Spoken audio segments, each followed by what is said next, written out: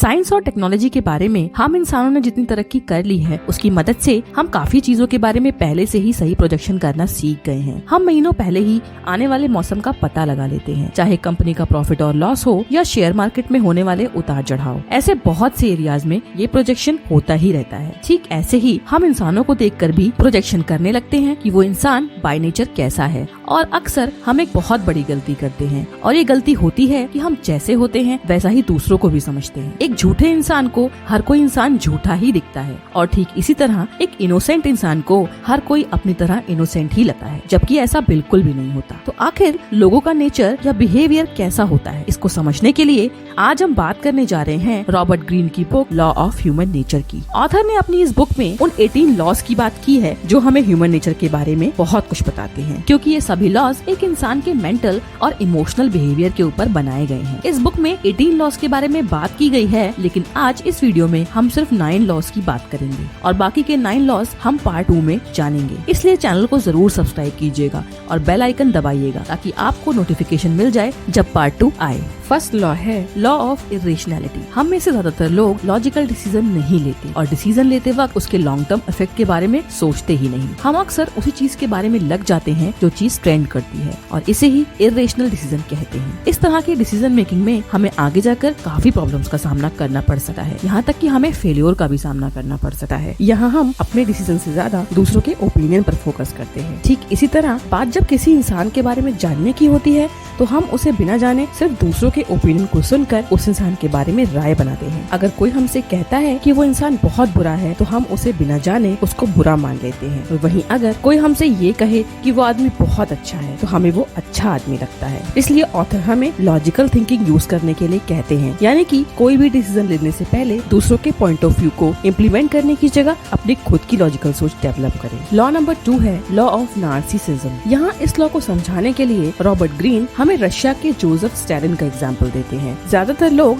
जब पहली बार Joseph Stalin से मिलते थे तो वो लोगों को बहुत ही इम्प्रेसिव पर्सनालिटी लगते थे। लोग कहते थे कि जब आप उनसे बात करेंगे तो आपको ये लगेगा कि वो आपको अपना पूरा अटेंशन दे रहे हैं। इससे लोग बहुत ही स्पेशल फील करते थे। जो लोग उनसे बस एक बार मिल लेते थे वो उनसे बार बार मिलना चाहते थे। लेकिन इतनी इम्प्रेसिव और अट्रैक्टिव पर्सनालिटी होने के बाद भी जोसेफ स्टैलिन वही आदमी थे जिनकी वजह से लाखों लोग रशिया में मारे गए, और एक मामले में तो उन्होंने अपने सारे करीबी दोस्तों को भी असैसिनेट करवा दिया था। रॉबर्ट ग्रीन के मुताबिक ऐसे लोग सोचते हैं कि पूरी दुनिया उनके आगे पीछे चलती है। ऐसे लोगों का ईगो भी बहुत ज्यादा होता है और वो अपने आप को बहुत बड़ा इंसान समझते हैं। इस तरह के लोग अक्सर टैलेंटेड होते हैं तो वो अच्छे बिजनेसमैन, पॉलिटिशियंस, लीडर्स और सेलिब्रिटीज भी बन जाते हैं, लेकिन मोस्टली ऐसे लोगों का डाउनफॉल भी जल्दी होता है और जो लोग उनके सबसे ज्यादा करीब होते हैं उन्हें ज्यादा चोट पहुंचती है। इसलिए हमें ऐसे लोगों से दूरी बनाकर रखनी चाहिए। इस तरह के लोग बहुत ज्यादा कॉमन नहीं होते, लेकिन ऑथर कहते हैं कि हर इंसान थोड़ा बहुत नार्सिसिस्टिक होता है। हम सभी के अंदर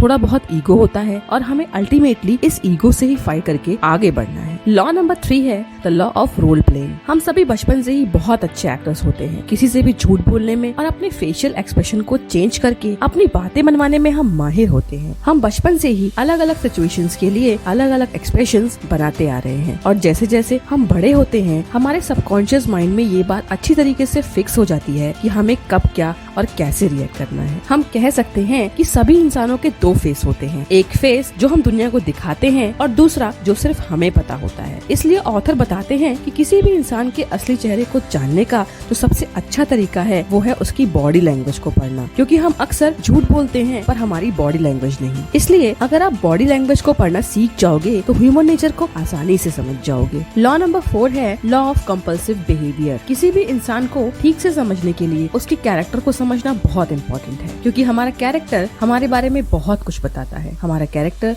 हमारी पर्सनैलिटी का मेजर पार्ट होता है। ये बेसिकली हमारी जेनेटिक्स, अच्छी पेरेंटिंग, मेंटर्स, नॉलेज और जो भी आप सीखते हैं उससे बनता है। हमारे कैरेक्टर की वजह से ही हम कुछ ऐसे भी एक्शंस लेते हैं जो शायद हमें कहीं ना कहीं करना पसंद नहीं होता, लेकिन फिर भी हमारी आदत या कहें कि हमारा बिहेवियर ऐसा बन जाता है कि हम खुद को रोक नहीं पाते। एक धोखा देने वाला इंसान जो अपने आसपास के लोगों को धोखा दे चुका है वो आगे भी धोखा ही देगा। इसमें कोई भी सरप्राइजिंग बात नहीं है। आपको ये पता होना चाहिए कि लोग आपको चाहे अपनी जो भी इमेज दिखाएं, आपको उसके पीछे का उनका कैरेक्टर समझना होगा। आपको ये देखना होगा कि वो किस तरह के एक्शंस बार बार लेते हैं, और अगर आपको ये पता चल जाए कि कि किसी इंसान का कैरेक्टर ही बुरा है तो आपको इस तरह के इंसान से दूर ही रहना चाहिए। लॉ नंबर 5 है लॉ ऑफ कविटसनेस। हम सभी के अपने अपने अलग अलग डिजायर्स होते हैं। किसी को कुछ नया करना पसंद होता है और किसी को कुछ नया सीखना पसंद होता है। इसलिए ऑथर बताते हैं कि किसी इंसान के बिहेवियर को अच्छी तरह से समझने के लिए हमें उनकी डिजायर्स को जानना होगा। एक अच्छे इंसान की डिजायर अच्छी होगी जबकि एक बुरे इंसान की डिजायर भी बुरी ही होगी। आज हमारे आसपास जितनी भी चीजें या एक्शंस होते हैं वो भी किसी न किसी की अच्छी या बुरी डिजायर्स का ही रिजल्ट होते हैं। माइक्रोसॉफ्ट और एप्पल जैसी कंपनीज भी किसी की डिजायर का ही रिजल्ट्स हैं और एक टेररिस्ट ग्रुप भी एक डिजायर का ही रिजल्ट है। इसलिए अपने आसपास के लोगों को ऑब्जर्व कीजिए और उनकी डिजायर को जानिए, तभी आप उनके बिहेवियर को अच्छी तरह से जान पाएंगे। लॉ नंबर 6 है लॉ ऑफ एनवी। इंसान की ये फितरत है कि वो हमेशा खुद को दूसरों से कंपेयर करता है। जब दूसरों के पास हमसे ज्यादा अच्छी चीजें और अपॉर्चुनिटीज होती हैं तो हमें उनसे जलन होने लगती है। दूसरों की सक्सेस को देखकर जेलसी रखना ह्यूमन नेचर का एक पार्ट बन गया है। लेकिन अगर कुछ छोटी छोटी बातों का ध्यान रखा जाए तो जलन की इस नेगेटिव हैबिट से छुटकारा पाया जा सकता है। अगर दूसरों से जलने की जगह दूसरों की मेहनत और सक्सेस पर उनकी तारीफ की जाए तो आप यकीन मानिए कि आप अपने दम पर सक्सेसफुल बन सकते हैं। लॉ नंबर 7 है लॉ ऑफ ग्रैंडियोसिटी। हम ह्यूमन बीइंग की एक आदत होती है कि हम काफी बार एक छोटी सी सक्सेस को भी अपने सर पे चढ़ा लेते हैं और अपने आप को बहुत ऊंचाई इमेजिन करने लगते हैं। हम ये भूल जाते हैं कि हमारी सक्सेस में उन लोगों का भी हाथ है जो हमारी मदद करते हैं, हमें सपोर्ट करते हैं। काफी बार ऐसा होता है कि जितना हम सक्सेसफुल बनते जाते हैं उतना ही खुद को सुपीरियर फील करते जाते हैं। ग्रैंडियोसिटी यानी कि बड़ा बनने की इच्छा एक ऐसी एनर्जी होती है जो हमें और अच्छा और ज्यादा अचीव करने के लिए मोटिवेट करती है। लेकिन प्रॉब्लम तब आती है जब हमें इसे यूज करना नहीं आता। इसलिए हमें इस एनर्जी का यूज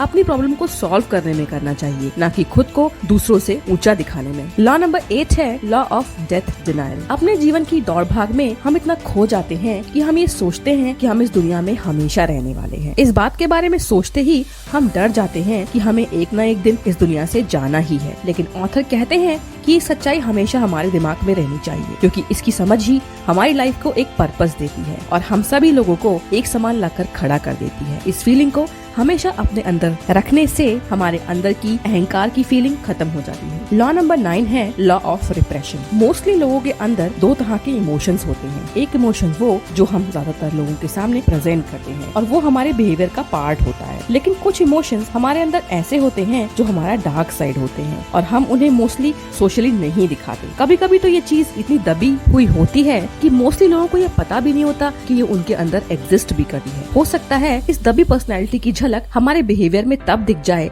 जब हम काफी गुस्से में हो या बहुत ज्यादा इमोशनल हो। ऑथर कहते हैं कि हमें ऐसी फीलिंग्स को दबाते नहीं रहना चाहिए बल्कि उन्हें एक्सेप्ट करके और अपनी ताकत बनाकर क्रिएटिव चीजों में लगा दें। इससे आपको कोई गिल्ट नहीं रहेगा और आपको खुद पर गर्व होगा। इस बुक के 9 और लॉज हैं तो जरूर सब्सक्राइब कीजिएगा और बेल आइकन पर क्लिक करके ऑल नोटिफिकेशन पर क्लिक कीजिएगा ताकि जब इसका पार्ट 2 रिलीज हो तो आपको पता चल जाए। अभी के लिए बस इतना ही। Thanks for watching.